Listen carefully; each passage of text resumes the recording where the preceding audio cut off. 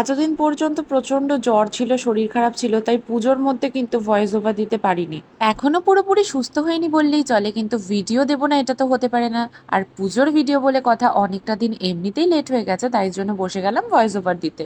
তার মধ্যে হয়েছে কি, সারা বছরে কিন্তু ব্রোনোর কোনো টিকিটই খুঁজে পাওয়া যায় না, কিন্তু এই পুজো কোনো অকেশনে কিন্তু কপালে গালে দামড়া দামড়া দেখে ব্রণ চলে আসবে অটোমেটিকলি। তোমাদের কাদের এই প্রবলেমটা ফেস করতে হয় অবশ্যই জানিও। আর এটা কিন্তু তোমরা সকলেই জানো, কলকাতার শ্রীভূমির প্যান্ডেল প্রথমে গেছিলাম, সমস্ত প্যান্ডেল তেমন একটা খোলেনি, তাই জন্য কিন্তু আমরা শ্রীভূমি আর দুটো একটা প্যান্ডেল দেখেছি। এরপরে কিন্তু আর দুটো ঠাকুর দেখেছিলাম। এইটা কিন্তু জানো একটা গল্প আছে, আমরা কিন্তু বাঁশ পেরিয়ে গিয়েছিলাম, মানে বাঁশের ব্যারিকেড দেওয়া ছিল, প্যান্ডেল রেডি হয়নি, বাট সেখানকার যারা ওয়ার্কার্স ছিল, মানে যারা প্যান্ডেলটা তৈরি করছিল, তারা খুব ভালো ছিল, তাই জন্য আমাদের ঢুকতে দিয়েছিল।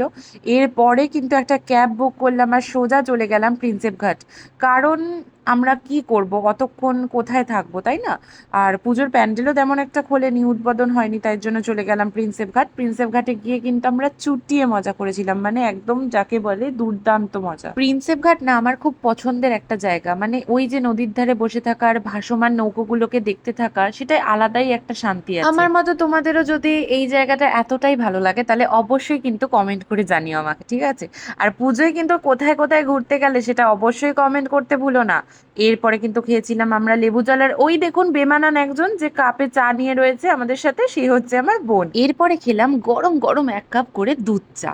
আসলে এতটা জার্নি হয়েছে না, গা হাত পা প্রচন্ড ব্যথা করছিল, তাই দুধ চাটা খুব দরকার ছিল। তারপরে খেয়ে নিলাম পাও ভাজি। আর রাস্তায় যেতে আসতে তো অনেক কিছুই খেয়েছি। যাই হোক, অনেক বকে ফেলেছি, মাথা খারাপ হয়ে গেছে হয়তো তোমাদের। ভিডিওটা যদি ভালো লেগে থাকে অবশ্যই লাইক কমেন্ট শেয়ার করো। ইউটিউব থেকে যারা দেখছো তারা চ্যানেলটাকে সাবস্ক্রাইব করে দাও, আর ফেসবুকে যারা দেখছো তারা অবশ্যই ফলো করতে ভুলো না। দেখা হবে আবারও নতুন একটা ভিডিওতে, ততদিনের জন্য কিন্তু অবশ্যই আমার সাথে থাকো, পাশে থাকো, দেখতে থাকো বংশ্রীজিতা। টাটা।